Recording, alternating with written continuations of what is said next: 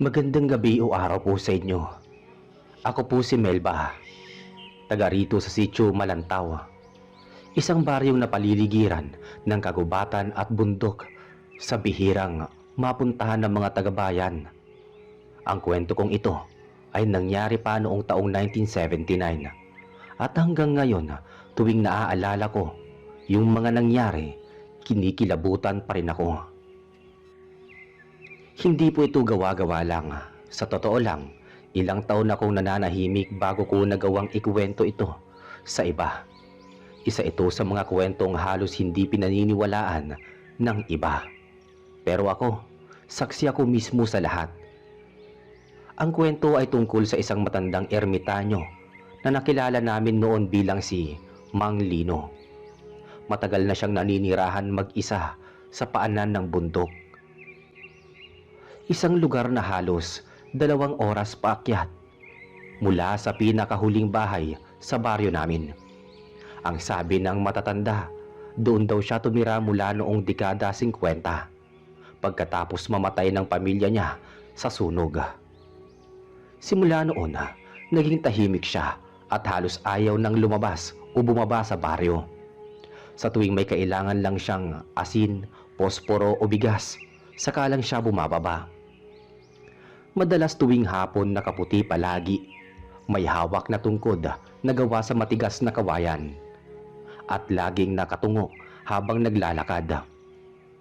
Pero kahit ganon, mabait si Mang Lino. Walang masamang sinasabi sa kanya ang mga tao. Ang sabi ng ilan, marunong daw siya ng panggagamot at may alam sa ginagawa din ng albularyo. Kapag may nagkakasakit at hindi gumaling sa albularyo sa baryo, inaakyat siya ng ilang tao para humingi ng tulong. Tahimik lang siya pero mabisa daw ang mga halamang ginagamit niya. Isang araw, bandang Hunyo 1979, may napansin ang mga taga-baryo. Ilang gabi na raw na may naririnig na iyak ng bata mula sa direksyon ng bundok. Akala ng iba may naiwang pamilya o nagkampo lang doon. Pero sabi ni Aling Dalisay, isang matandang nagtitinda ng gulay, hindi raw iyon iyak ng normal na bata. Parang humahaba ang tunog at minsan parang umiiyak sa ilalim ng lupa. Hindi yan basta-basta iyak lang. May sisidlan niyang sigaw. Parang may laman ang boses, sabi ng matanda. Pagkalipas ng ilang araw, bumaba si Mang Lino sa baryo. Dala ang isang batang babae, mga 6 o 7 taong gulang lang siguro. Maputla, marumi at parang takot na takot. Dinala niya ito sa tindahan ni Kapido para bumili ng bigas, tuyo at sabon. Ito pala ang bago kong kasama sa kubo, sabi ni Mang Lino sa may-ari ng tindahan. Anak mo ba yan? Tanong ni Kapido. Hindi, inampong ko. Natagpuan ko siya sa may batis, gutom na gutom at umiiyak. Tahimik lang ang bata, nakatingin sa lupa, wala man lang imik. Anong pangalan mo, iha? Tanong ni Kapido sa bata. Hindi sumagot ang bata. Tinawag ko na lang siyang Rosa, sabi ni Mang Lino. Wala naman siyang maalalang pangalan eh. Mula noon, tuwing bumababa si Mang Lino, lagi niyang kasama si Rosa. Lagi nakasuot ng luma pero malinis na bestida. Hindi nagsasalita pero palaging nakatitig sa mga tao na parabang pinag-aaralan ng bawat isa. Ilang linggo ang lumipas, napansin ng mga taga-baryo na tila hindi tumatanda ang itsura ni Rosa. Sa halip, parang mas nagiging maputi, mas kumikintab ang balat at lalo pang gumaganda. Baka alaga yan ng diwata, biro ng iba. Pero si Aling Dalisay, iba ang hinala. Hindi yan. May kakaiba sa batang yan, lalo na sa mga mata niya. Parang may kumikislap na pula kapag gabi. Isang gabi habang nagbabantay si Mang Turing, ang tanod ng baryo, may narinig siyang kakaibang ingay mula sa bakuran nila. Parang may hayop na kumakaskas sa bubong. Pag-ahon niya ng tingin, Nasulyapan daw niya ang isang maliit na anino. Hindi hayop, hindi rin tao. Nakaluhod sa bubong at parang may kinakain. Nang tumingin daw ito sa kanya, nakita niyang maliit lang pero may mata na kumikislap na parang nagbabaga. Kinabukasan, nakita nilang patay ang baboy ni Mang Turing. Butas ang tiyan, ubos ang laman loob. Siguro yung mga ligaw na aso lang. Sabi ng iba, pero si Mang Turing nanginginig ng nagkwento. Nako, hindi yun aso. Tao ang ngugis, pero parang bata. Mula noon nagsimula ng kabahan ang mga tao. Lalo na't sa mga sumunod na gabi, may mga manok na nawawala, may kambing na natatagpo ang tuyo ang dugo, at sa may sapa, may mga bakas na maliliit na paa. Parang paa ng bata pero may kuko na mahaba, sabi ng isa na taga-baryo. Noong isang araw ng linggo, bumaba ulit si Mang Lino sa baryo. Mag-isa lang siya. Nasaan na yung batang kasama mo? Tanong ni Kapido. Natulog, nilagnat kagabi. Sagot ni Mang Lino, pero napansin ng mga tao parang may pasa sa braso si Mang Lino at may gasgas sa leeg. Kinagabihan, may mga batang naglalaro sa tabing ilog nang may nakita silang maliit na nilalang na nagtatago sa likod ng puno. Parang bata pero nakabaliktad ang paa. Nang makita silang mga bata, tumakbo ito ng mabilis. Mabilis pa sa aso paakyat ng bundok. Kinabukasan, dumating sa baryo si Aling Pasing, galing sa kabilang probinsya. Taga-Sisyo Lawin daw siya. Mga 3 bayan ng layo. Nag-usap sila ni Kapido nang mapatingin siya sa isang larawan sa dingding ng tindahan.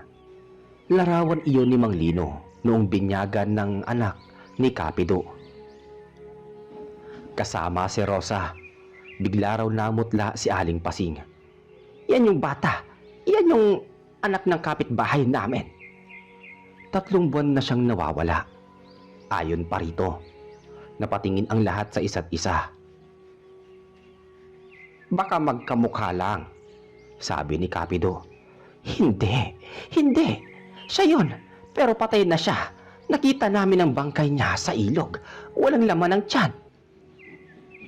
Pagkatapos ng pagkakakilanlan ni Aling Pasing kay Rosa, kumalat ang balita sa buong baryo. Patay na daw yung batang yun. Kung ganun, ano yung kasama ni Mang Lino? Ngunit walang gustong umakyat sa bundok para alamin. Takot ang mga tao, lalo na't gabi-gabi, naririnig nila ang mahihinang yabag mula sa kagubatan. Minsan ay parang tawa ng bata na humahalo sa hangin. Si Mang Lino sa kabila ng mga usapan, tahimik pa rin sa kubo niya sa taas ng bundok. Ngunit simula ng araw na umamin si Aling Pasing na patay na ang batang kamukha ni Rosa, nagsimula na ring makaramdam ng kaba si Mang Lino. Noong gabing yun, habang nakaupo siya sa labas ng kubo, may hawak na lamparang langis, napatingin siya kay Rosa. Wala ito sa banig nito. Tumayo siya, tinawag ang pangalan ng bata. Rosa, saan ka na naman pupunta ng ganitong oras? Tahimik ang paligid. Ang tanging narinig niya ay ang huni ng kuliglig at ang mahinang agos ng tubig sa batis.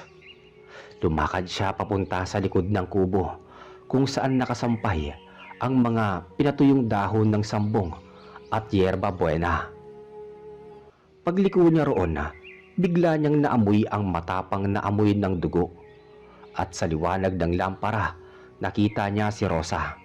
Nakaluhod, may hawak na manok at sinisipsip ang leeg nito habang dumadaloy ang dugo pababa sa bibig niya. Napatigil si Mang Lino. Nanigas, hindi siya makapagsalita. Paglingon ni Rosa, nakangiti siya pero puno ng dugo ang mga ngipin at labi niya. Lolo, gutom po ko. Napatras si Mang Lino. Nanginginig ang kamay niya habang itinataas ang lampara. Rosa!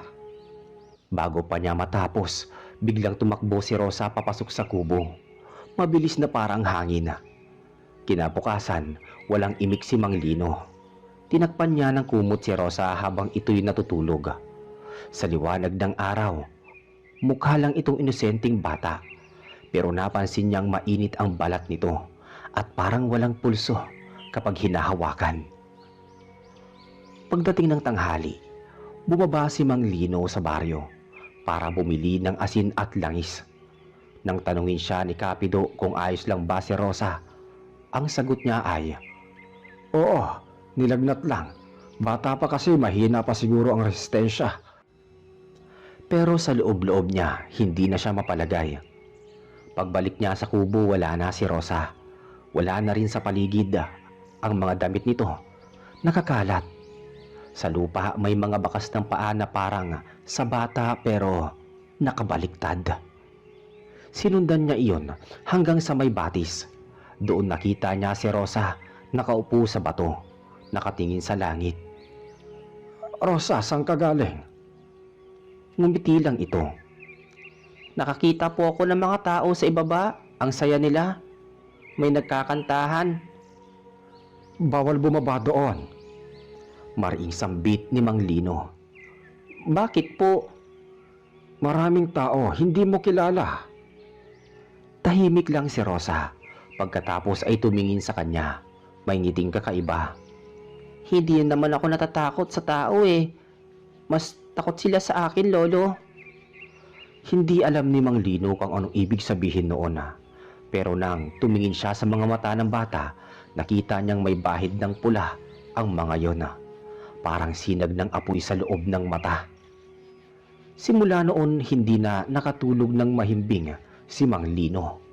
Gabi-gabi naririnig niya si Rosa na lumalabas ng kubo ng tahimik. Tapos ay bumabalik bago sumikat ang araw.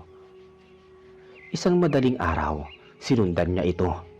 Tahimik lang siyang naglalakad sa ilalim ng liwanag ng buwan hanggang sa marating niya ang gilid ng kagubatan. Doon nakita niyang si Rosa ay nakaluhod sa tabi ng isang baboy ramo. Kagat ang tiyan nito at dinidilaan ang dugo na parang uhaw na hayop. Diyos ko! Mahinang sambit ni Mang Lino. Napalingon si Rosa at sa sandaling yon, malinaw na nakita ni Mang Lino ang anyo nito. Mahaba ang dila, mahaba ang kuko at pumapayat habang kumakain na parabang hinihigop ang laman loob. Nang tumigil ito, bumalik ang anyo. Batang babae ulit, maputla pero inosente ang tingin.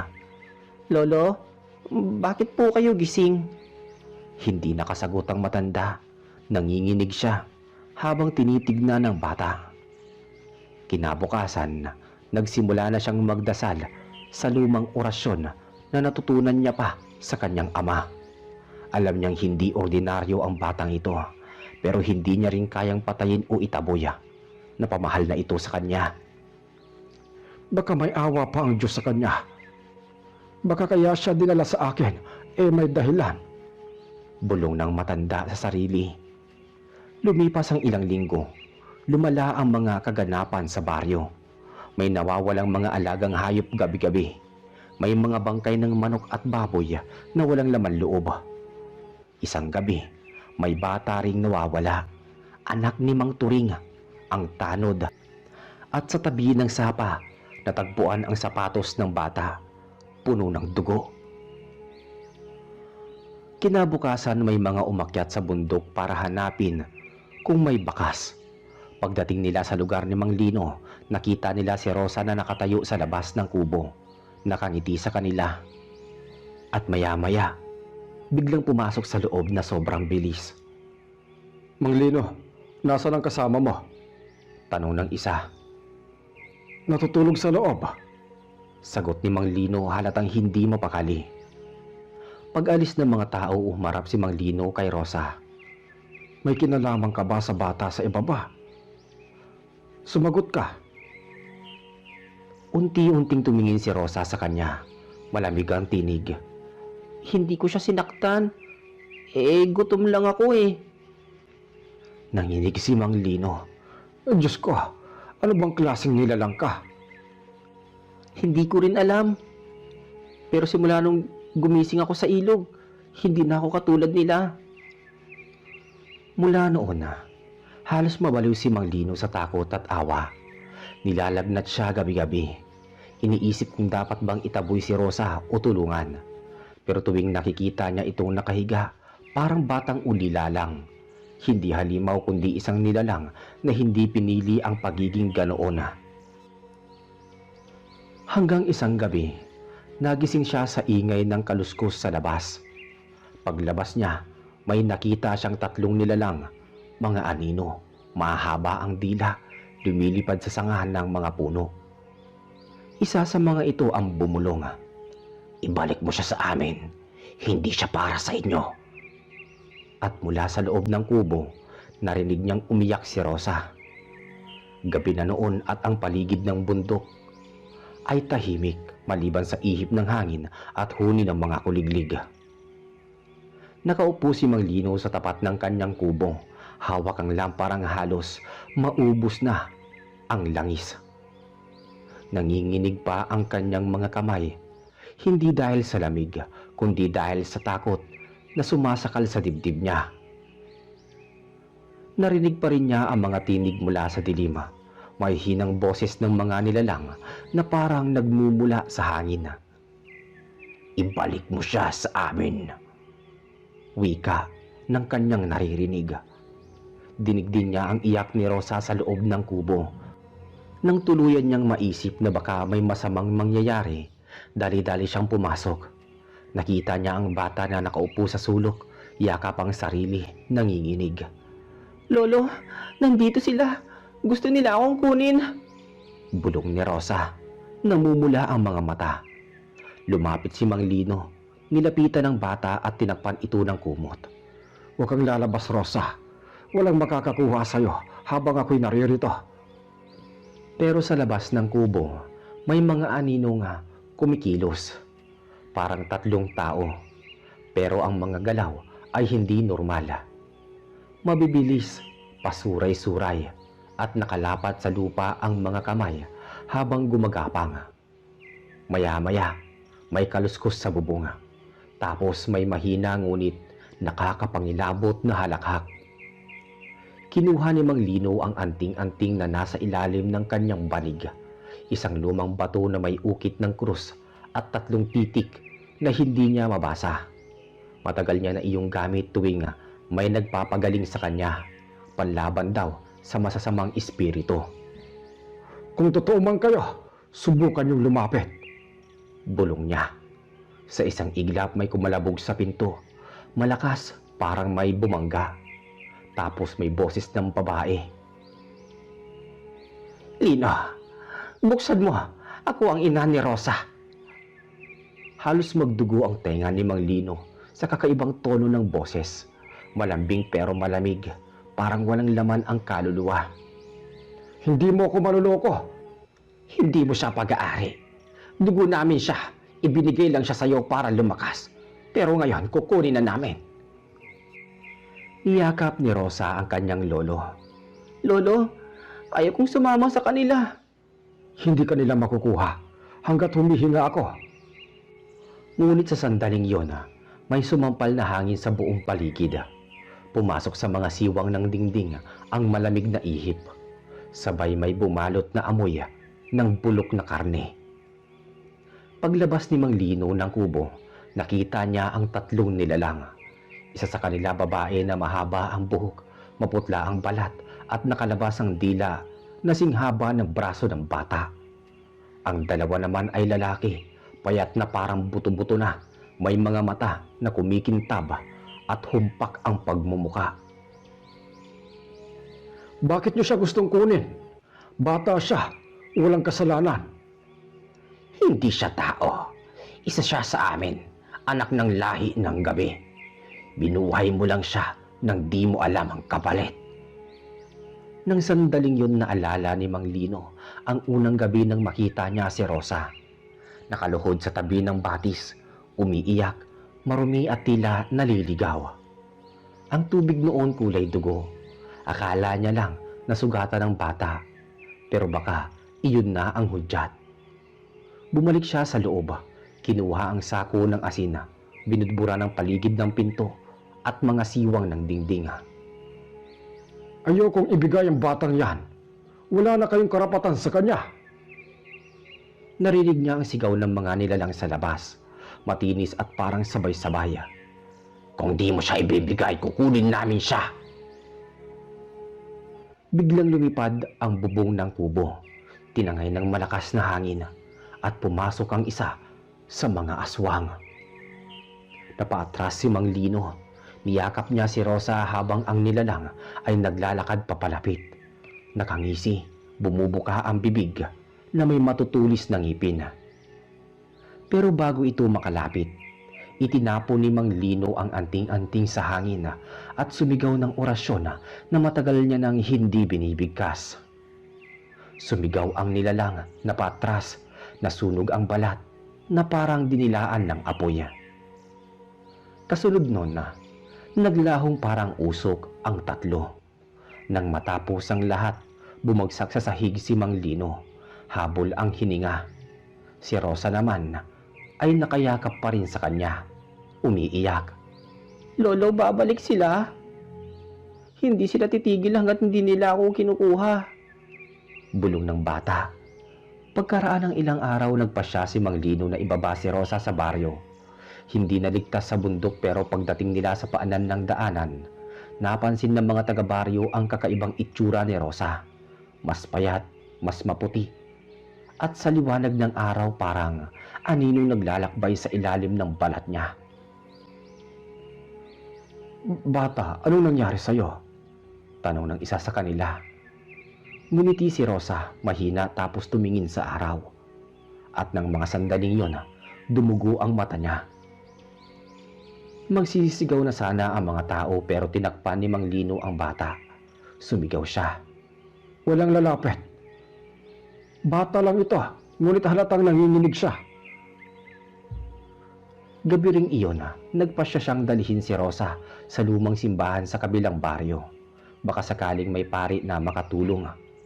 Naglakad sila ng ilang oras, dala ang lampara. Sa daan panay ang tingin ni Rosa sa langit. Parang may naririnig. Lolo, hindi mo ako mailalayo sa kanila. Manahimik ka, Rosa. May dugong kagaya ko sa dugo mo. Napatigil si Mang Lino. Anong sinabi mo?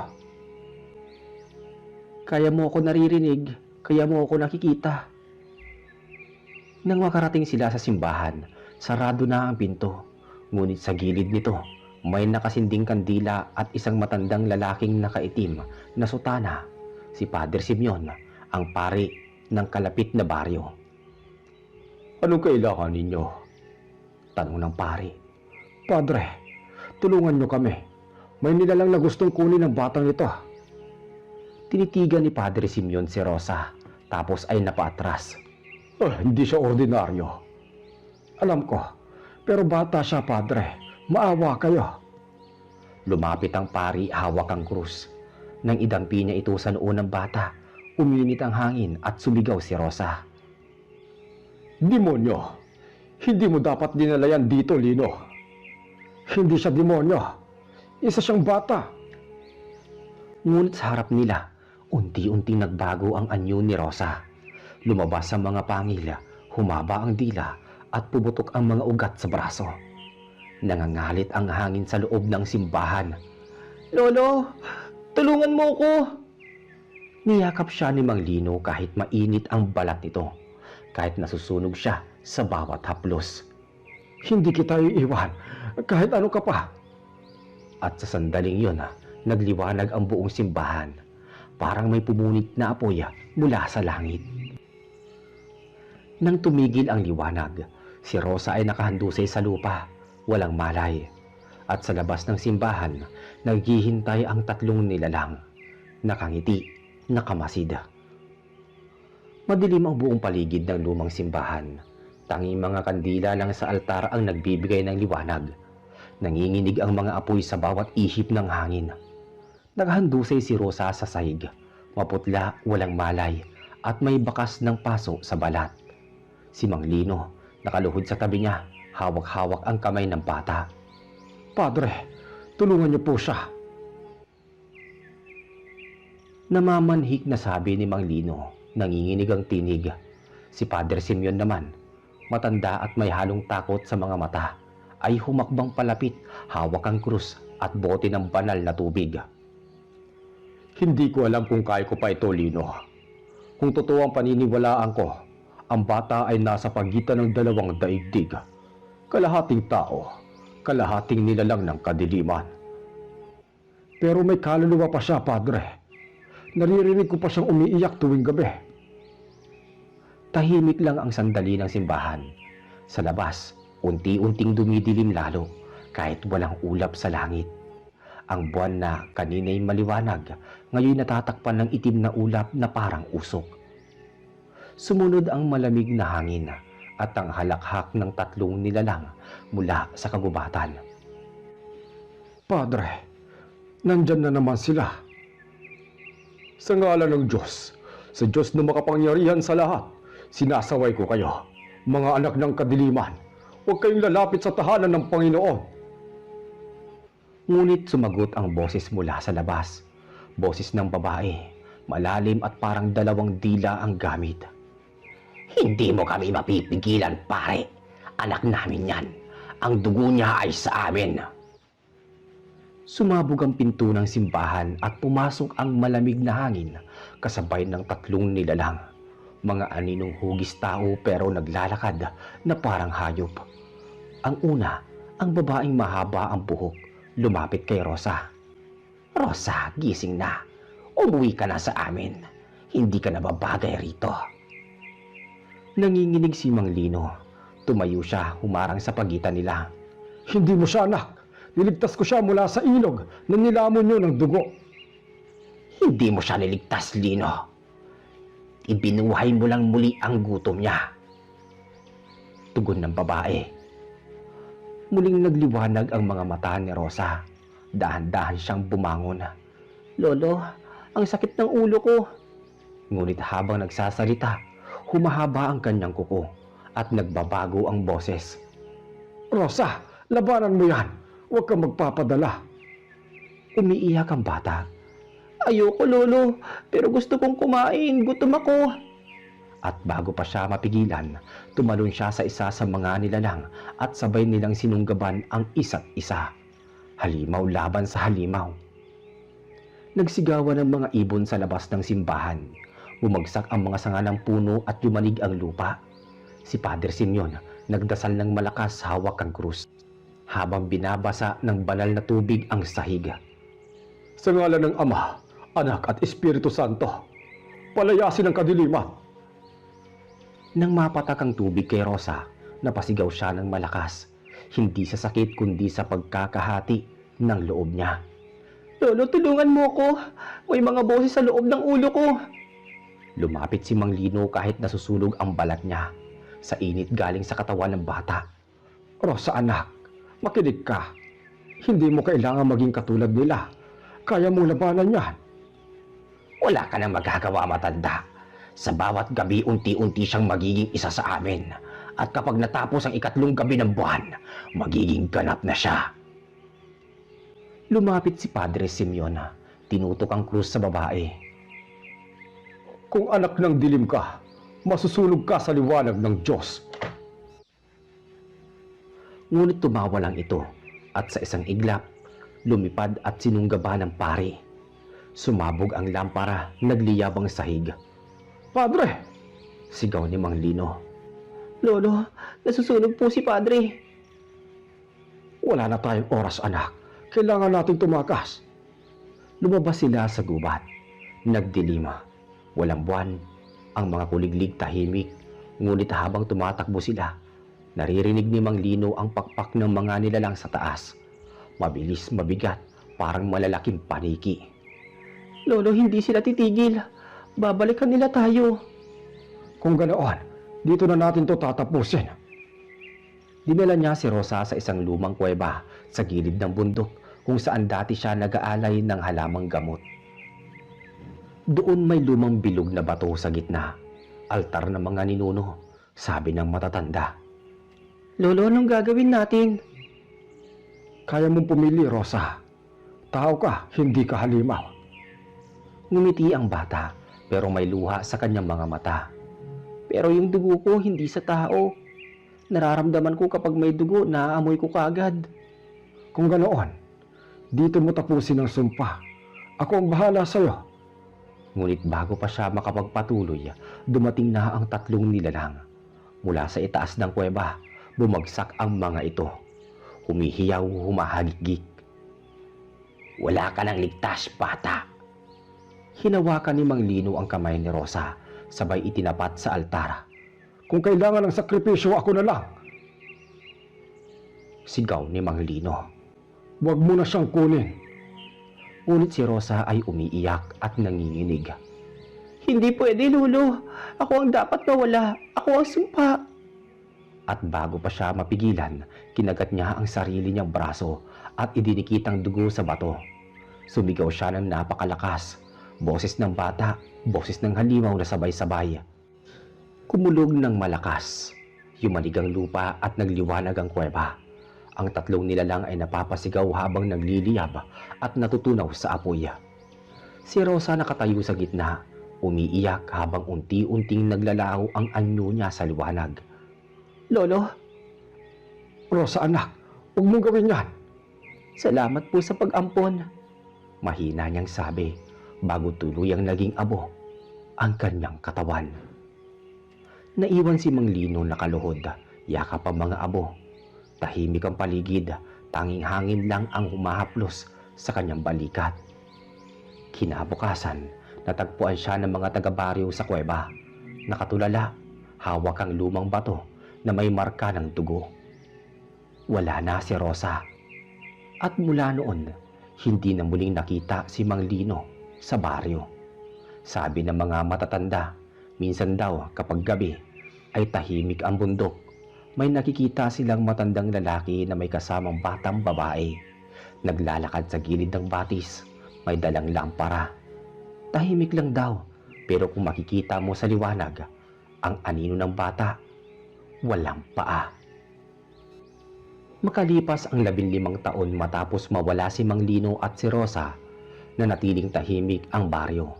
Walang gustong pumunta sa parte ng bundok kung saan naroon ang kuweba. Sabi ng matatanda, may mga ilaw daw na biglang lumalabas tuwing kabilugan ng buwan. Ilaw na parang lampara at minsan ay tinig ng bata na tumatawag ng Lolo.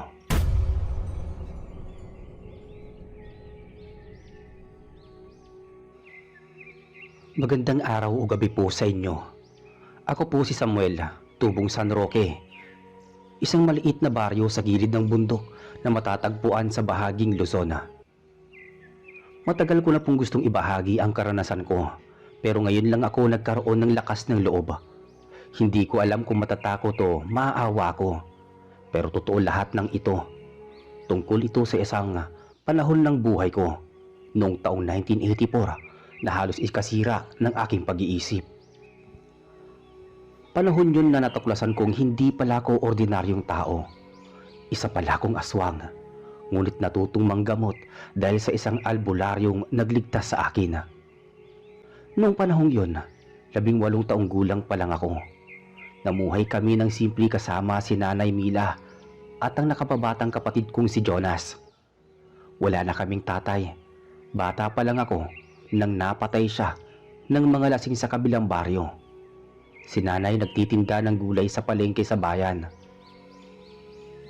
Ako naman, tumutulong sa bukid ni Mang Turing, kapitbahay namin. Tahimik lang ang buhay namin noon, hanggang sa isang gabi na nabago ang lahat. Hating gabi na yon, kagagaling ko lang noon sa bayan dahil naghatid ako ng mga gulay.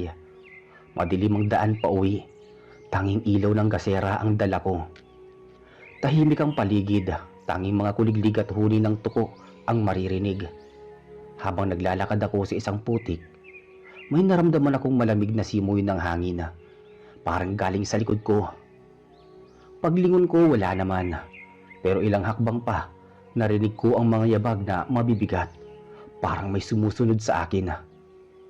Sino yan? Mang Turing kayo po ba yan? Ang mga yabag, mas lumapit.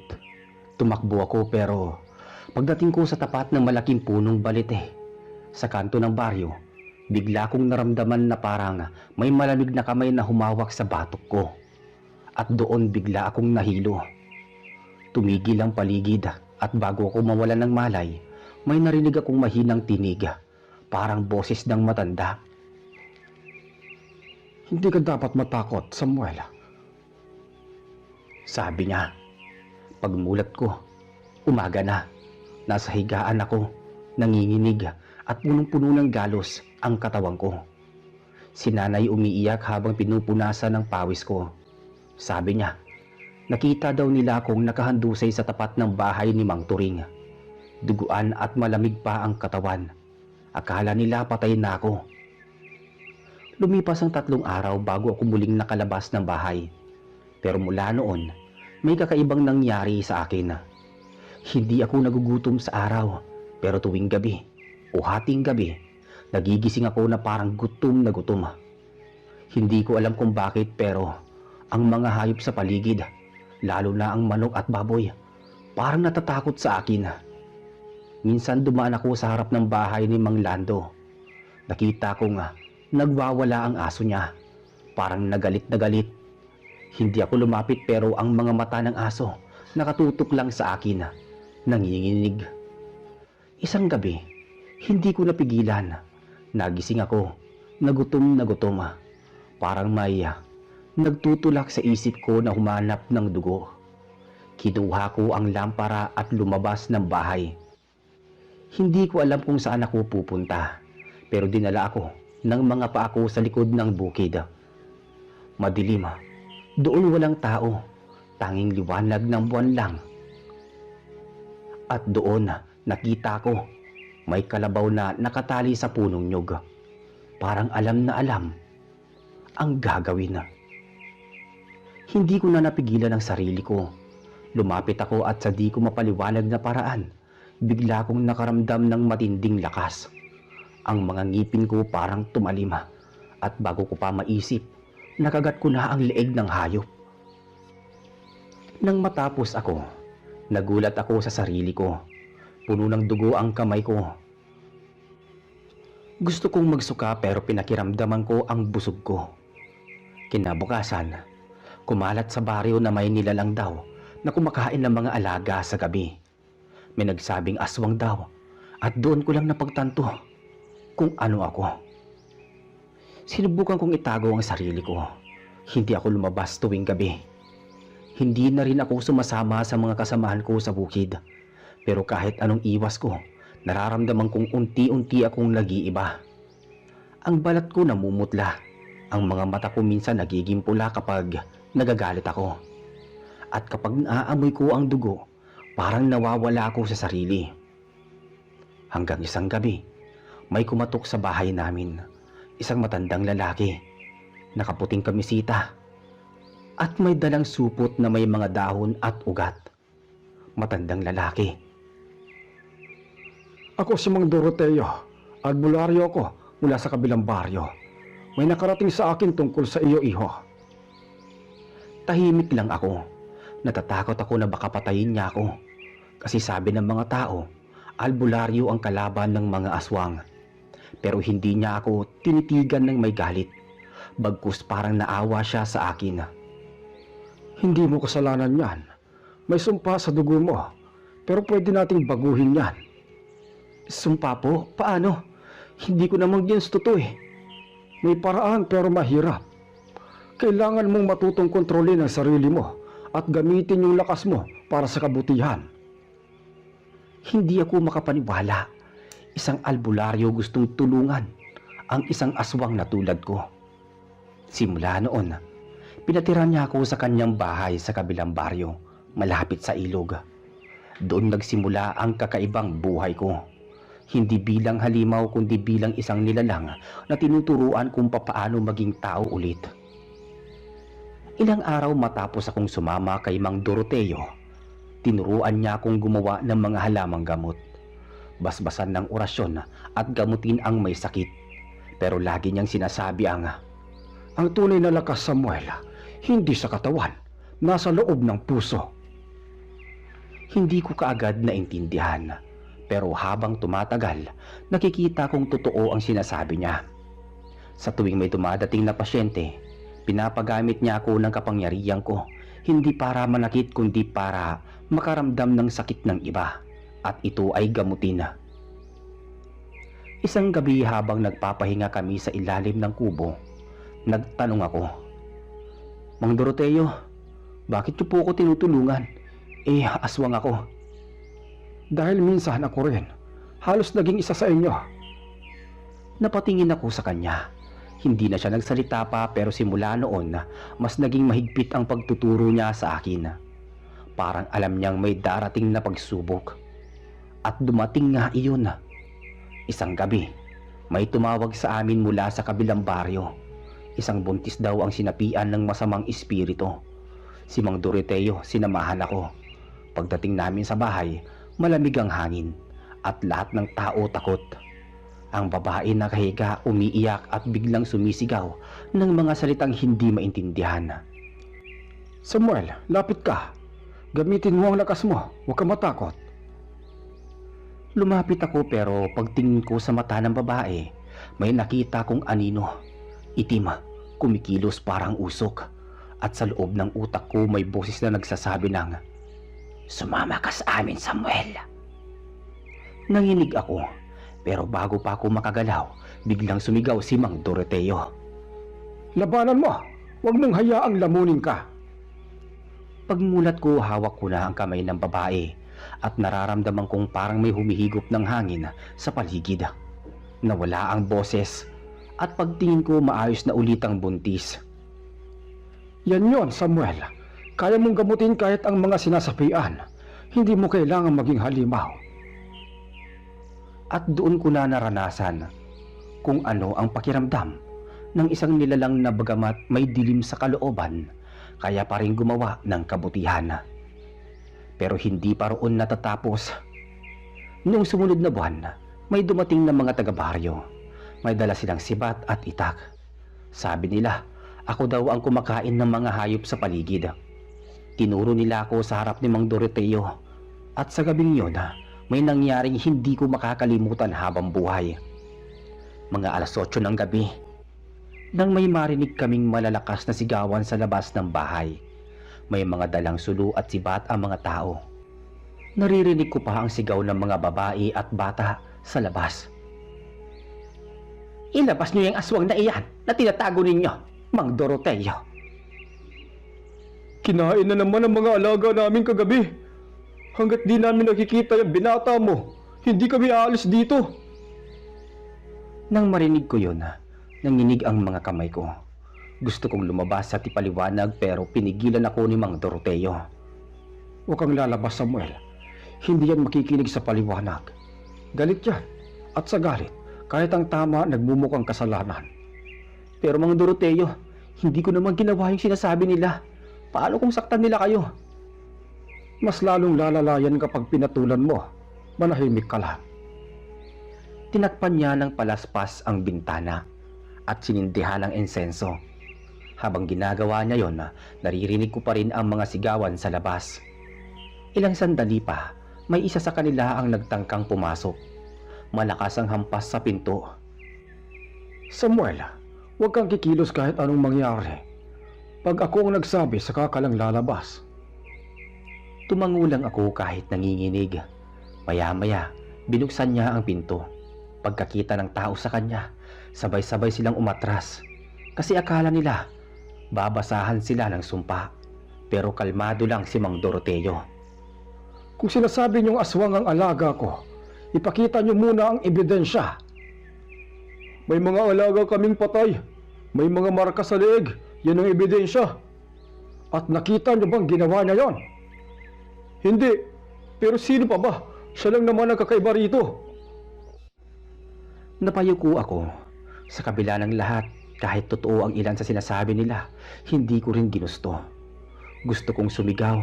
Gusto kong ipaliwanag, pero pinigilan ako ni Mang Doroteo ng kanyang kamay.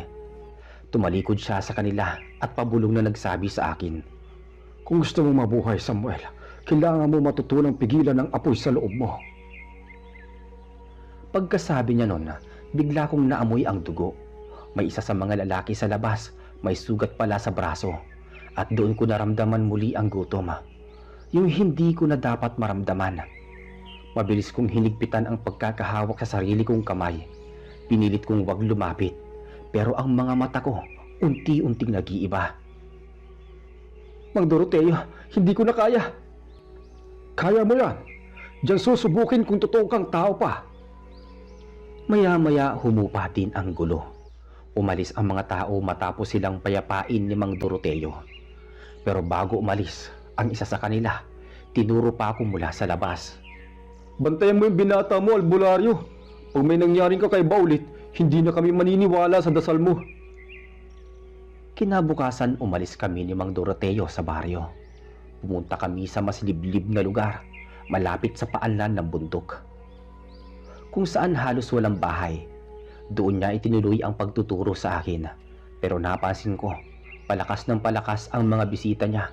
Mga taong may kakaibang sakit. Mga batang nagkakasakit bigla. Mga babaeng sinasapian. Isang gabi dumating ang isang lalaki na may dalang anak na halos wala ng malay. Sabi niya, 3 gabi nang nagwawala at walang makagamot. Dinala namin sa loob. Paglapit ko, nakita ko na may kakaibang aura yung bata. Itim, kumikintab parang usok na may anyo ng mga kamay na nakayakap sa kanya.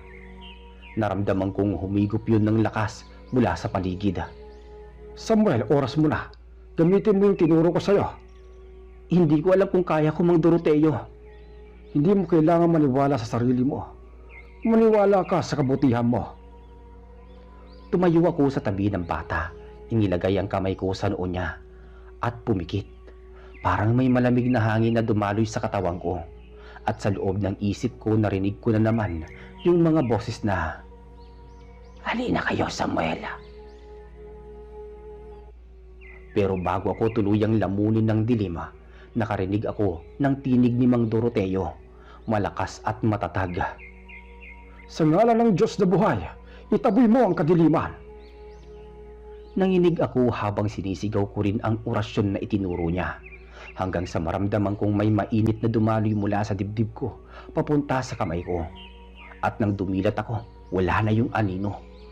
Ang bata huminga ulit at nakangiti ang ama. "Salamat ho, Mang Doroteo. Salamat din sa'yo, binata." Huwag mong pasalamatan kami. Pasalamatan mo ang may kapal. Siya ang tunay na gumaling dyan. Pag-alis nila, napaupo ako sa gilid ng banig. Sobrang pagod pero magaan sa pakiramdam. Hindi ko alam kung anong klaseng kapangyarihan yun, pero hindi na yung gutom na dugo ang gumagalaw sa akin. Parang liwanag. Lumipas sa mga buwan. Sa bawat araw natututo akong gamitin ang kakayahan ko sa tama. Minsan ginagamit ni Mang Doroteo ang pandama ko para hanapin ang masamang espiritu sa paligid. Kasi kahit hindi ko nakikita, nararamdaman ko sila. Isang gabi, habang naglalakad kami sa tabing ilog, bigla siyang tumigil. Samuel, nararamdaman mo ba yon? Parang may malamig na hangin, Mang Doroteo. Tama, may dumadalaw. Huwag kang titingin diretso, baka makita ka. Dahan-dahan kaming lumakad, pero sa gilid ng mata ko, nakita ko ang nilalang na nakaupo sa bato. Mahaba ang buhok, puti ang damit, pero itim ang muka. At nang mapansin ko, ngumiti ito, ngunit wala siyang mata. Tumakbo kami pabalik sa bahay. Pagdating namin, agad siyang nagsaboy ng asin sa paligid at binasahan ng dasal ang bawat sulok. Hindi ordinaryong kaluluwa yon. Isa yung tagapamagitan ng dilim. Hinahanap ka, Samuel. Ako? Pero bakit ako? Dahil sa dugo mo, alam nila na hindi ka ganap na tao. Gusto ka nilang makuha bago tuluyang magbago ang kaluluwa mo. Hindi ako nakatulog buong gabi. At mula noon, alam kong hindi lang tao ang kalabang ko, kundi ang mismong kadilimang gusto akong sakupin at kunin pabalik. Dumating ang araw na nagkasakit si Mang Doroteo. Biglaan lang, nilagnat siya ng mataas at hindi makabangon. Ginawa ko lahat ng tinuro niya. Mga dahon, mga orasyon, pati langis na may basbas. Pero kahit anong gawin ko, hindi siya gumagaling. Hanggang isang gabi, tinawag niya ako. Samuel, oras ko na. Huwag niyo po sabihin yan, Mang Doroteo. Gagaling kayo. Makinig ka. Ang kapangyarihang meron ka, gamitin mo para sa iba. Huwag mo hayaang lamunin ka ng galit o gutom. Kasi kapag bumigay ka, mawawala lahat ng tinuro ko. Pero paano? Paano ako mabubuhay nang wala kayo? Sa bawat dasal mo, ako yung magiging gabay mo. At doon dahan-dahan siyang pumikit at hindi na muling nagising pa. Naiwan akong mag-isa sa kubo. Kinabukasan, inilibing ko siya sa paanan ng bundok. Pagkatapos nun, lumuhod ako at nagdasala. Sa unang pagkakataon, hindi bilang aswang, kundi bilang isang taong natutong magmahal, matakot at maniwala sa kabutihan. Pero hindi doon natapos ang lahat. Dahil makalipas ang 3 gabi, mula nang mamatay si Mang Doroteo, may narinig akong mga yabag sa labas ng kubo. Pagtingin ko sa bintana, may 3 lalaki na may dalang sulo. At sa gitna nila, isa sa kanila ay si Mang Lando, kapitbahay naming dati sa San Roque. Samuel, alam na namin ang totoo mo. Hindi ka tao. At ngayon ikaw naman ang ililibing namin. At doon, nagsimula ang pinakamadilim na gabi. Gabing naranasan ko sa buong buhay ko. Gabi na naman yun, tahimik ang paligid. Tanging mga kuliglig lang ang maririnig sa gubat. Pero sa gitna ng dilim, nandoon ang 3 lalaking may dalang sulo. Si Mang Lando kasama niya si Tio Ramil at Cardo, mga dati kong kakilala. Mga taong minsang bumati sa akin tuwing dumadaan ako sa bukid. Ngayon mga mata nila puro galit at takot ang laman. At ako ang nasa loob ng kubo ni Mang Doroteo. Mag-isa, walang ibang kasama kundi mga dasal at alaala ng matanda. Lumabas ka na, Samuel. Hindi ka na makakatakas. Alam namin kung ano ka. Uulitin ko pa ba? Ginagamit mo lang yung pagiging manggagamot mo para linlangin kami. Aswang ka pa rin. Tapos na yung panluloko mo. Lumabas ka. O susunugin namin tong bahay. Nanginig ang katawan ko. Hindi dahil sa takot, kundi dahil sa nararamdaman kong muli ang gutom na matagal ko nang pinipigilan. Parang muling nabuhay sa loob ko yung halimaw na itinuro ni Mang Doroteo na dapat kong pigilan. Ngunit kasabay ng kaba, bumalik din sa isip ko ang mga salita niya na ang tunay na lakas sa pagpipigil sa sarili. Huminga ko ng malalim. Kinuha ko ang maliit na botelya ng banahaw na itinuro niyang gamitin pang taboy sa masamang espiritu. Nilagay ko yun sa palad ko at nagdasal. Pagkatapos, marahang kong binuksan ang pinto. Paglabas ko, tumigil sandali ang 3. Siguro hindi nila inaasahang lalabas ako ng walang laban. Tumama ang ilaw ng sulo sa mukha ko at alam kong nakikita nila na iba na ako. Pumayat, maputla at may mapulang mga mata, pero hindi ako nagpakita ng galit. Mang Lando, hindi ko kayo kalaban. Tumahimik ka. May nakita kaming kalabaw na patay kagabi at may mga bakas sa lupa na galing dito sa gubat. Sino pa ba ang gagawa nun kundi ikaw? Hindi ako yun. Matagal ko nang nilabanan yung sumpa na yan. Tinulungan ako ni Mang Doroteo. Walang kwenta yung mga palusot mo. Manggagamot daw pero halimaw naman. Aswang pa rin yan. Sabi naman ni Ramil. Itinaas ni Cardo ang sibat. Mabilis itinutok niya sa akin ngunit bago pa ako makagalaw, naramdaman ko na ang malakas na hampas ng hangin. Isang boses na hindi ko inaasahang pamilyar, malamig ngunit mapayapa. Ang boses ni Mang Doroteo. Samuel, huwag kang lalaban sa galit. Parang pumutok ang dibdib ko sa bigat ng emosyon. Ipinikit ko ang mata ko at maramdaman kong may liwanag na bumalot sa paligid. Hindi yung apoy ng mga sulo, kundi yung malamlam na puti, parang mula sa buwan. Napansin ko nga, nag-alangan ang mga lalaki. Tumingin sila sa paligid tila natakot. Ano to? Ano tong ilaw na to? Sabi ni Cardo. Huwag kayong lalapit, may sumpa to. Sabi naman ni Ramila. Habang nagsasalita sila, naglakad ako palapit. Hindi ako tumakbo, hindi rin ako sumigaw, tahimik lang. At habang lumalapit ako, itinapat ko ang palad ko sa apoy ng sulo. Ang apoy, dahan-dahang namatay. Hindi ko kayo sasaktan, pero kung patuloy kayo magpapaikot sa galit ninyo, kayo din ang malulunod sa takot. Pagkasabi ko noon, may narinig kaming kaluskos mula sa likod ng mga puno. Mabilis, at sabay-sabay silang lumingon at mula sa dilim, lumabas ang isang nilalang na parang tao pero mas malaki. May mahabang kuko at may kumikislap na mga mata. Itim ang balat at ang ngipin ay matutulis. Diyos ko! Aswang! Sabi ni Cardo. Hindi ako nakagalaw. Pero alam ko nga, hindi ako yon. Ang nilalang na yon, yun ang dahilan ng lahat. Siya ang tunay na kumakain ng mga alaga. At nang magtagpo ang mga mata namin, parang may koneksyon sa pagitan naming dalawa. Parang kilala niya ako. At sa utak ko may boses na bumubulong. Ikaw dapat ang kasunod ko, Samuel. Bakit mo pinipigilan ang dugong yan? Mabilis ang pangyayari. Tumakbo ang mga lalaki, nagsigawan. Pero bago pa sila makalayo, tumalon yung nilalang at hinablot si Cardo sa leeg. Napasigaw siya habang humandusay sa lupa. Hindi ko na alam kung anong lakas ang pumasok sa akin, pero bigla kong gumalaw para kong hinila ng sarili kong katawan. Tama na!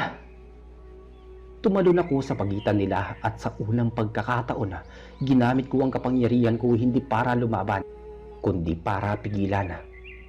Hinawakan ko ang braso ng nilalang. Mainit parang nag-aapoy. Naramdaman kong may dumadaloy na kuryente sa mga ugat ko. At nang masalubong ang aming mata, nakita ko ang sarili kong anyo noon. Isang halimaw na gutom, walang kaluluwa. Hindi mo kayang maging tao, Samuel. Kaya ko, dahil tinuruan akong magmahal. At biglang nagliwanag ang paligid. Mula sa palad ko may lumabas na liwanag at napasigaw ang nilalang. Ang apoy ng mga sulo ay biglang nagliyab. Pero hindi nasunog ang gubat, bagkus ang halimaw lang ang tinamaan. At sa huling sandali bago ito naglaho, may narinig akong mahinang boses na parang humihingi ng tawad. Pagkatapos na wala na ito, abo na lang ang naiwan sa lupa. Tahimik noon, walang gumagalaw sa amin. Si Cardo nanginginig pa rin pero buhay. Lumapit ako sa kanya. Tinulungan ko siyang tumayo. Si Mang Lando at Tio Ramil hindi makapaniwala sa nakita nila. Tinitigan nila ako. Halata sa mukha nila ang hiya at pagkalito. Samuel, patawad. Akala namin. Walang dapat pagpatawad. Takot lang ang nagtulak sa inyo. Sabi ko naman. Pero yung nilalang na yun, ano yun? Bahagi ng sumpa ko. Pero natapos na. Pag-uwi nila, naiwan akong mag-isa sa gubat. Tahimik, malamig pero magaan ang pakiramdam ko. Tinignan ko ang langit, ang buwan na bilog, pero hindi ako nakaramdam ng gutom. Sa halip, nararamdaman kong parang may malamig na hangin na yumakap sa akin. At sa loob ng isip ko, muli kong narinig ang boses ni Mang Doroteo. Tandaan mo, Samuel, minsan ang pinakamabuting manggagamot ay yung minsang naging halimaw dahil alam niya kung gaano kasakit ang kadiliman. Lumipas ang bawat mga buwan. Bumalik ako sa San Roque. Tahimik na ang baryo. Wala nang mga patay na hayop. Wala nang sigawan tuwing gabi. Nagpatayo ako ng maliit na kubo sa tabi ng ilog. At doon ko tinuloy ang natutunan ko kay Mang Doroteo. Mga tao natutong magtiwala ulit sa akin. Minsan pumupunta sila para magpagamot. Hindi nila alam na ang gumagamot sa kanila ay isang nilalang na minsan nilang kinatakutan. Pero yun ang gusto kong mangyari. Tahimik, mapayapa, at habang nakatingin ako sa tubig ng ilog, nakikita ko pa rin ang sarili kong refleksyon. Hindi na aswang, hindi na rin ganap na tao, pero isang nilalang na natutong pumili ng kabutihan. Ngayon si Reggie, Taon na ang lumipas. Marami na rin akong natutunan. Pero tuwing dumidilim ang gabi, minsan pa rin akong nakakaramdam ng lamig sa batok. Na parang may nakamasid at sa bawat hampas ng hangin ay naririnig pa rin akong pamilyar na tinig. At doon, alam kong may kasunod pa dahil minsan kahit gaano kalalim ang pagbabago, ang sumpa ng dugo ay hindi basta-basta nawawala. At kung minsan, kapag napapatingin ako sa langit sa kalagitnaan ng gabi, nakikita kong parang may liwanag na kumikislap sa may gubat. Pero sa ngayon, tahimik ang gabi. Ako si Samuel, dating binatang tinuruan ng albularyo, at ngayon manggagamot ng mga nilalang at tao. Ang sumpa ko naging gamot, ang dilim ko naging liwanag. At dito na po natatapos ang kwento. Maraming salamat sa pakikinig. Magandang araw po sa inyo. Ako po si Celso, taga Barangay San Bernabe, sa bahagi ng Quezon. Matagal ko na pong gustong ibahagi sa inyo ang kwentong ito. Kasi hanggang ngayon, kahit 4 na taon na ang lumipas, hindi pa rin ito nabubura sa isip ko.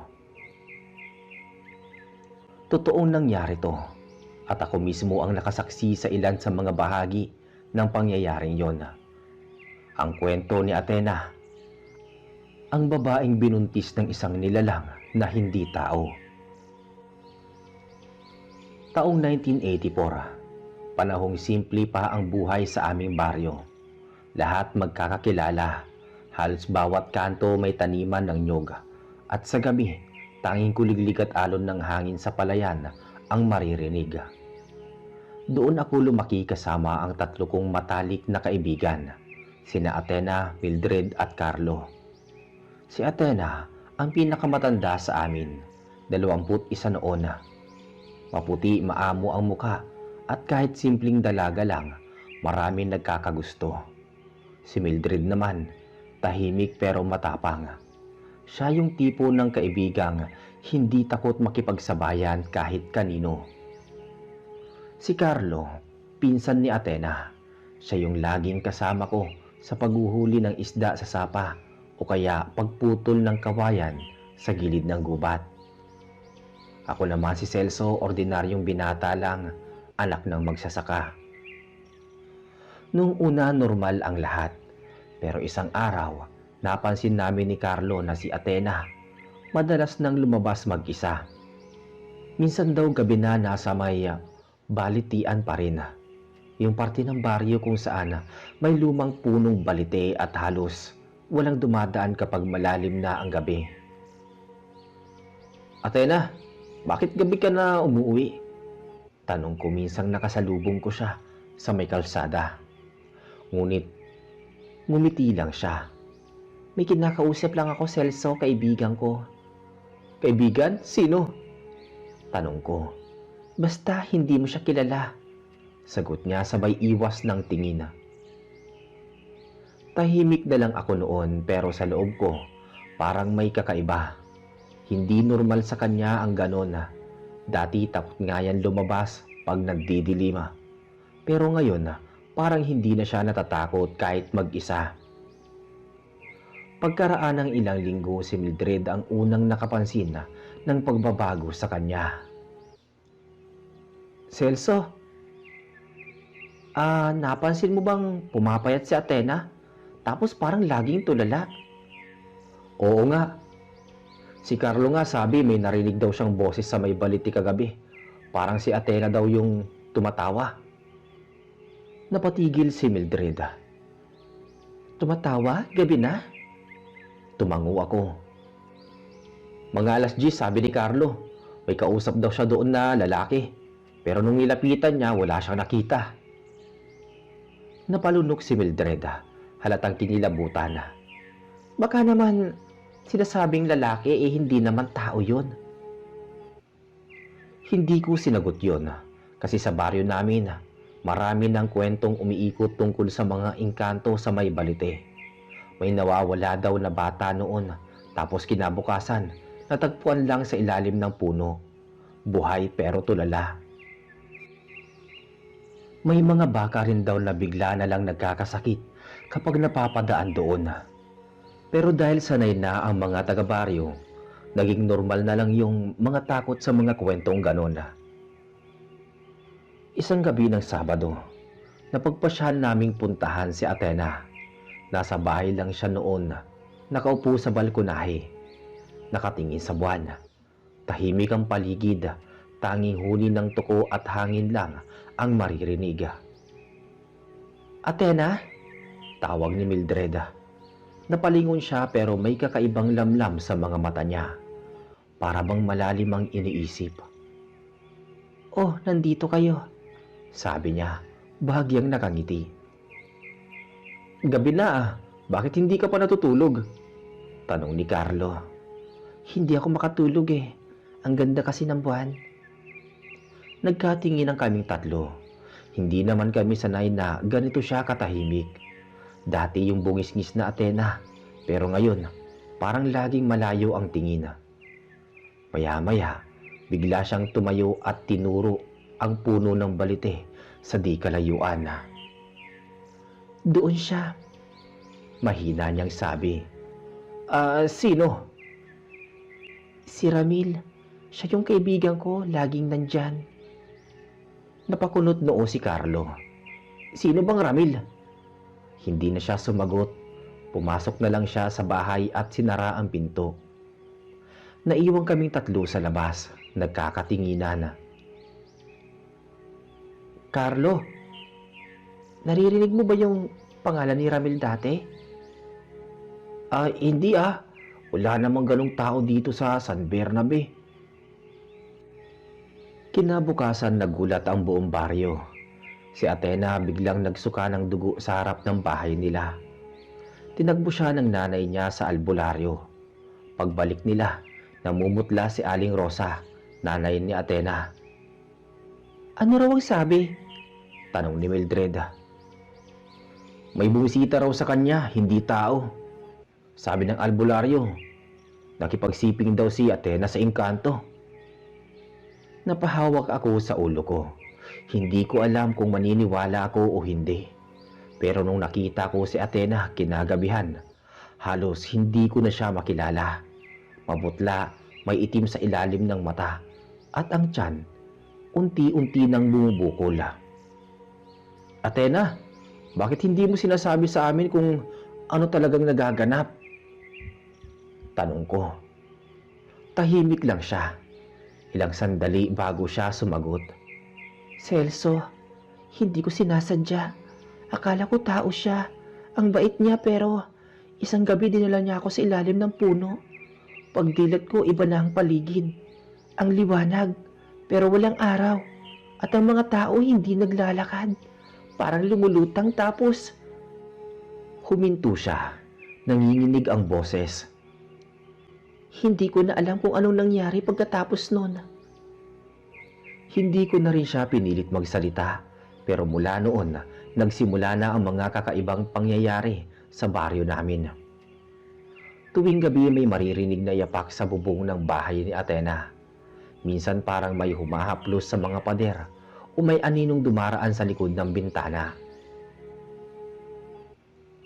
"Celso, tulungan mo ko. Naririnig ko na naman yung iyak ni Athena." Tawag ni Mildred isang gabi habang kumakatok sa bahay ko. Agad akong sumama sa kanya. Pagdating namin, si Athena nakaupo sa sahig, yakap-yakap ang tiyan at umiiyak. "Umalis siya, Mildred.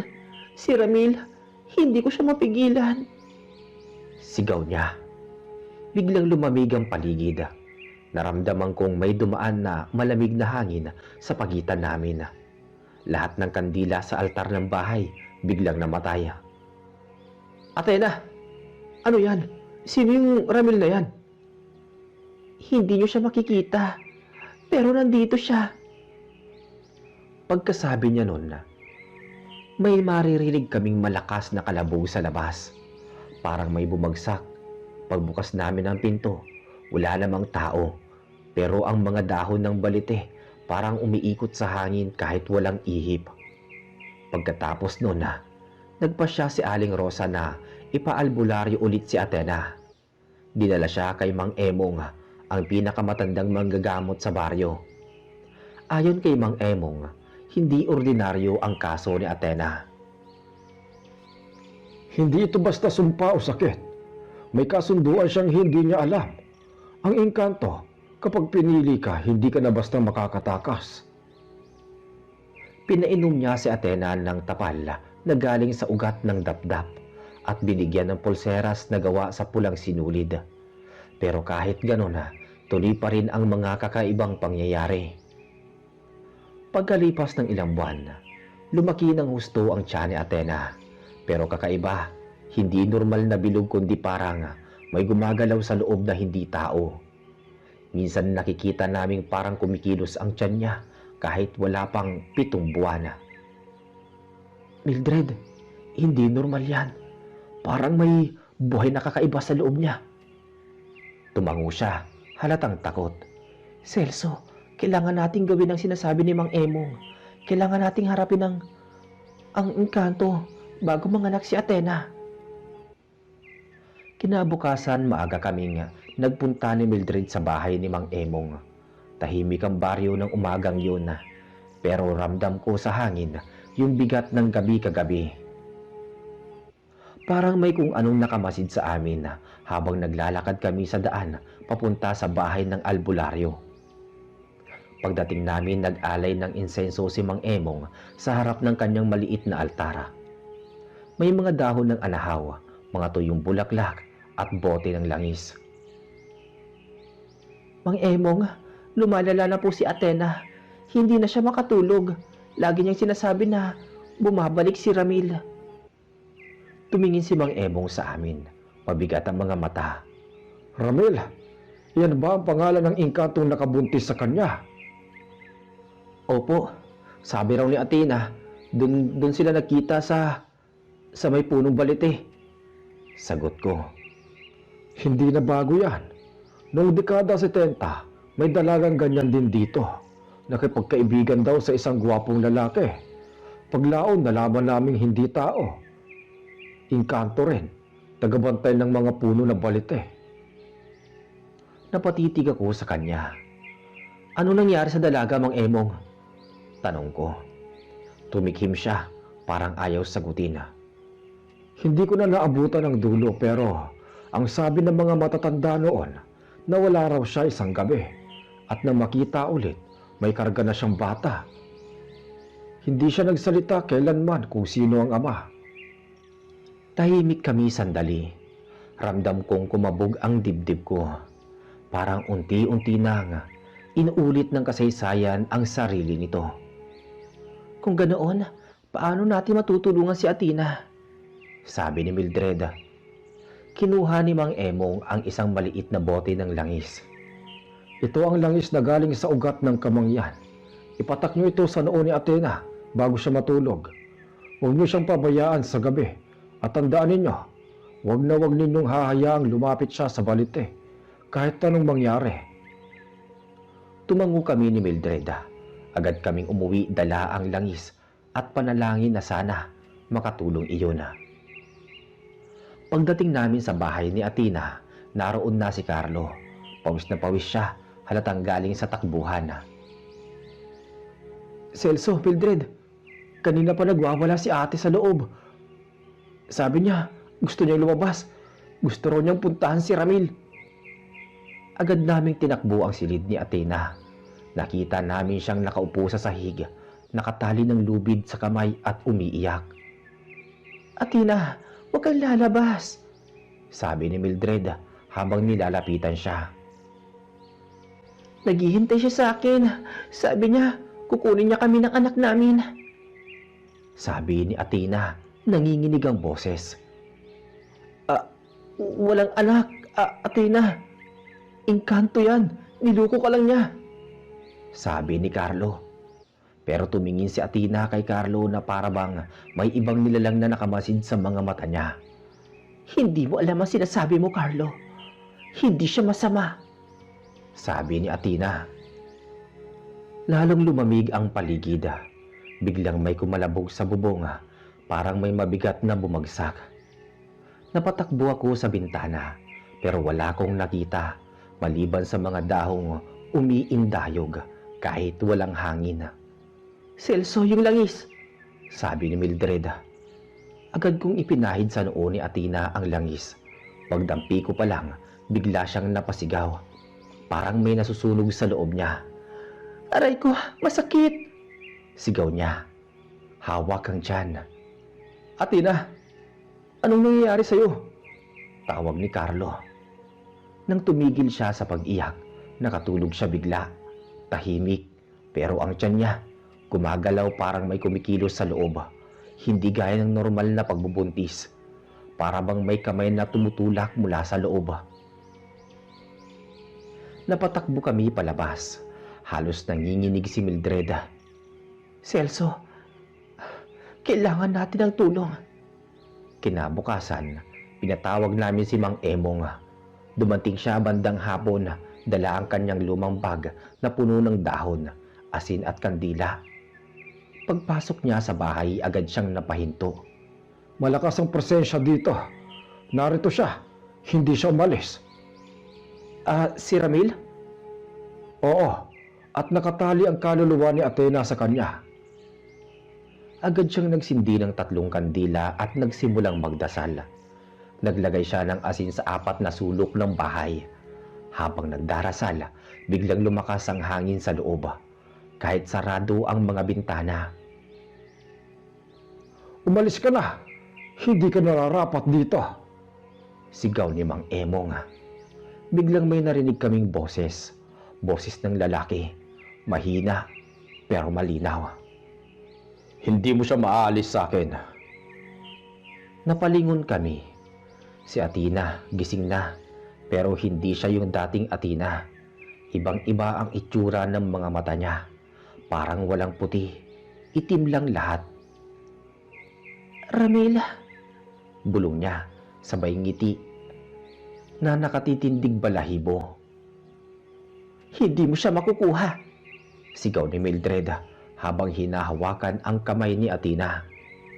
Pero biglang napatras si Mildred, parang tinulak ng hindi nakikitang lakas. Napatumba siya sa sahig. "Mang Emong! Celso, kunin mo ang bote. Ipatak mo ulit sa noo niya." Ginawa ko kaagad, pero bago ko pa maipatulo, biglang sumigaw si Athena. Hindi na boses niya ang boses na iyon. Boses ng lalaki. "Hindi niyo alam kung anong ginagawa ninyo." Tumigil kaming lahat. Ramdam ko ang lamig sa batok ko. Parang may humihinga sa likod ko. Pagkaharap ko, may aninong matangkad na nakatayo sa may pintuan. Mahaba ang buhok, maputi ang balat, at nakasuot ng lumang barong Tagalog. Pero hindi siya tao. Alam ko, ang mga mata niya kumikislap sa dilima. "Ramil, kunin mo ko," sabi ni Athena habang umiiyak. Hindi mo siya madadala." Itinaas ni Mang Emong ang bote ng langis at ibinuhos lahat sa ulo ni Athena. Bigla siyang napasigaw at ang aninong lalaki unti-unting naglaho, parang usok na tinangay ng hangin. Nang matapos ang lahat, bumagsak si Athena sa sahig. Walang malaya. Pagkalipas ng ilang oras, nagising siya. Tahimik, parang walang nangyari. Pero nang tumingin kami sa kanya, iba na ang aura niya. Hindi na siya mukhang pagod, pero wala ring emosyon. "Kamusta ka na, Athena?" tanong ni Mildred. "Wala na siya. Umalis na si Ramil." Pero napansin ko habang nagsasalita siya, may luha sa gilid ng mata niya. "Pero bakit parang malungkot ka?" tanong ko. "Dahil hindi ko siya mapapalaya. Kasi kahit wala na siya rito, may iniwan siya sa akin." At hinaplos niya ang tiyan niya. Nang marinig namin yun, nagkatinginan kami ni Carlo at Mildred. Ang tiyan niya kumikilos pa rin. "Ang bata sa sinapupunan niya, hindi basta tao." Bulong ni Mang Emong. Simula noon, binabantayan na namin si Athena. Gabi-gabi. Bawal siyang lumabas, bawal lumapit sa balite. Pero kahit ganoon, may mga gabi pa rin na naririnig namin kumakaluskos sa labas. May humahaplo sa dingding. Carlo, paano kung bumalik yung Ramil na yun? Sabi ko isang gabi habang nagbabantay. Kung babalik siya, handa akong ipagtanggol si ate kahit anong mangyari. Biglang may kaluskos sa ilalim ng bahay. Napatingin kami pareho. Mula sa dilim, may lumabas na anyo ng lalaki. Nakayuko, mahaba ang buhok at walang muka. Siya na yan! Sigaw ko. Halos mapasigaw kong sabi yon. Tinuro ko yung nilalang sa ilalim ng bahay. Sumigaw si Carlo. Ate, huwag kang lalabas! Sabay hawak sa pintuan para isara. Pero bago pa niya masara, biglang may humampas na malakas na hangin. Parang may puwersang tumulak mula sa labas. Bumukas ulit yung pinto at sa gilid ng liwanag ng gasera, nakita namin yung lalaking anyo. Matangkad, maputla, mahaba ang buhok at wala ngang muka. Parang tinabunan ng anino ang buong ulo. Athena, halika na. Malalim at malamig na tinig. Ramila, bakit bumalik ka? Tanong naman ni Athena. Dahil hindi pa tapos ang kasunduan natin, kukunin ko na kayo. Athena, huwag kang lalapit, sabi naman ni Mildred. Pero parang wala si Athena sa kanyang sarili. Dahan-dahan siyang tumayo at kahit inahawakan siya ni Carlo sa may braso, parang may puwersang humihila sa kanya. Carlo, hawakan mo siya! Sigaw ko. Hawak ko na, pero parang may tumutulak sa akin, sabi ni Carlo. Nakikita kong nanginginig ang mga braso ni Carlo. Halos mapunit na ang manggas niya sa lakas ng pagkakahawak kay Athena. Ramil, Sigaw ni Mang Emong na biglang sumulpot sa may likod. hindi mo siya maaaring dalhin. Walang karapatan ng tulad mo sa kaluluwa ng tao. Tumingin yung nilalang sa kanya. Kahit wala itong muka, naramdaman naming lahat na nakatingin itong diretso sa amin, sa mismong kaluluwa namin. Tanda, huwag mong pakialaman ang hindi mo naiintindihan. Kumalabog ulit ang paligid. Natigilan ang mga manok sa labas. Tumilapon ang mga gamit at ang mga kandila. Sabay-sabay namatay. Celso, ang gasera! Sigaw ni Mildred. Kinuha ko kaagad at pinailawan muli. Sa sandaling umilaw ulit ang paligid, wala na yung anino sa ilalim ng bahay. Pero si Athena, nawawala. Tangna, nasan si ate? Sigaw ni Carlo halos maiyak sa galit. Tumakbo kami palabas. Sinundan yung bakas ng yapak sa putik. Humantong yung mga bakas sa may punong balite sa dulo ng baryo. Pagdating namin doon, nakita namin siya, si Athena, nakatayo sa harap ng puno. Yakap ang tiyan niya na umiiyak. Athena, tawag ko. Paglingon niya sa amin, nanlaki ang mata ko. Mukha niya ay parang hindi na sa kanya, maputla, mga ugat na gilid ng pisngi, at ang mga mata kulay abo. Celso, tulungan mo ko. Mahinang tinig niya. Alika, uwi na tayo, sabi ni Carlo habang dahan-dahang nilalapitan siya. Ngunit bago pa siya makalapit, biglang umangat ang hangin at mula sa likod ng puno may lumitaw na liwanag. Puting-puti pero nakakasilaw. Mula sa liwanag na yon unti-unting sumulpot si Ramila sa anyong mas malinaw ngayon. Gwapo, makisig, pero ang mga mata malamlam at malamig. Hindi mo siya madadala, Ramil. Sa ngalan ng may kapal, lumayas ka! Sigaw ni Mang Emong, hawak ang bote ng langis at isang krus. Ngumiti lang si Ramila. Hindi mo ko kayang paalisin, matanda. Ang sinapupunan niya ay dugo ko na. Ang bata sa loob niya, kalahati ng lahi namin. Nang marinig ko yun, parang natuyuan ako ng dugo. Si Athena tuloy-tuloy lang ang pag-iyak. Hindi ko siya gustong saktan. Minahal ko siya. Pero kailangan niya bumalik sa lugar namin para mabuhay ang anak namin. Hindi siya sasama! Sigaw ni Carlo sabay hagis ng asin sa hangin. Sumigaw si Ramil parang nasusunog ang balat.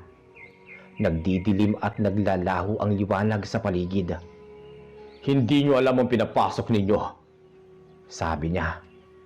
Biglang umuga ang lupa sa paligid ng balite. Narinig namin ang mga sanga, parang naglalakad, gumagalaw, lumalapit sa amin. Mang Emong, ano to? Kailangan nating tapusin to ngayon. Celso, ilapit mo si Athena dito. Dali-dali kong nilapitan si Athena. Halos wala na siyang malay. Ilagay mo tong tali sa pulso niya. Utos ni Mang Emong sabay abot ng pulang sinulid. Pagkakabit ko pa lang ng sinulid, biglang sumigaw si Ramil. Hindi mo siya may tatali sa inyo. Umangat siya sa ere. Kasabay nun, ang tiyan ni Athena gumalaw ng malakas. Napasigaw si Athena. Halos mawalan ng boses. Celso, may lalabas! Sigaw ni Mildred. Tumingin ako at doon ko nakita ang hindi ko malilimutan habang buhay. Sa ilalim ng buwan sa gitna ng balite, bumuka ang tiyan ni Athena.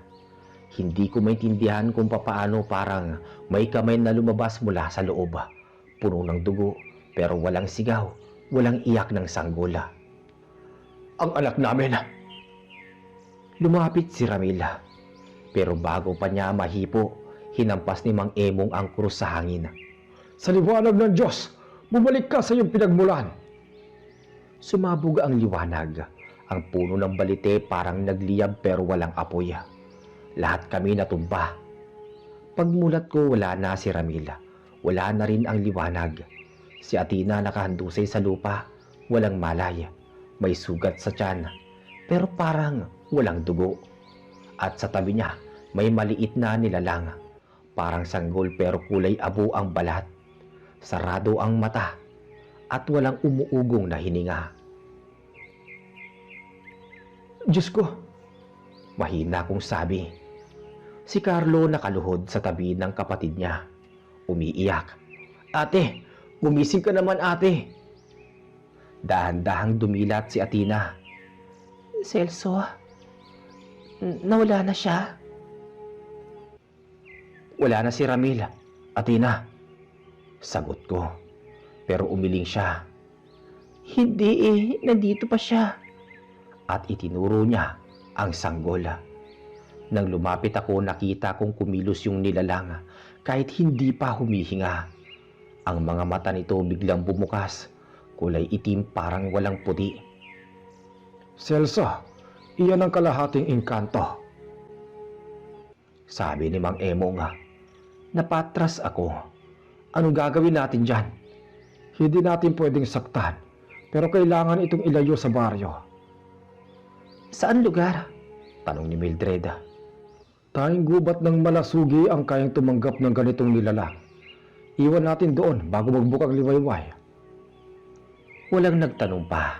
Dinala namin yung sanggola, binalot sa tela at naglakad papuntang gubat. Si Athena iniwan muna kay Aling Rosa, mahina pa. Pagdating namin sa loob ng gubat, halos 4:00 na ng umaga. Tahimik ang paligid, walang huni, walang hangin. Dito, ilagay ninyo ang bata rito. Maingat kong inilapag yung nilalang. Nakapikit ito, parang natutulog. Pero bago pa kami umalis, biglang nagliwanag ang paligid. Malamlam na asula, parang liwanag ng buwan. Umalis na tayo. Tumakbo kami palabas ng gubat. Pag uwi namin, nakita namin si Athena gising na. Nakaupo siya, hawak ang tiyan. Parang alam niyang may nangyari. Tapos na ba? Tanong niya. Oo, sagot ni Carlo. Pero nanginginig pa rin ang boses. Nilayo na namin yung sanggol. Dagdag pa niya. Ngumiti siya ng mahina. Salamat. Sana matahimik na siya. Simula noon naging maayos na ang lahat. Si Athena, hindi na muling ginagambala ni Ramila dahil binigyan siya ng matinding pambakod poder at isinarado ang pangatlong mata upang hindi na makakita ng kung ano-anong nilalang o engkanto. Ngunit talagang tumatak na sa kanilang isipan at hindi na malilimutan ang karanasan naming iyon. Nang nabuntis si Athena ng engkanto. At dito po natatapos ang ating kwento. Maraming salamat po sa inyong pakikinig. Hanggang sa muli.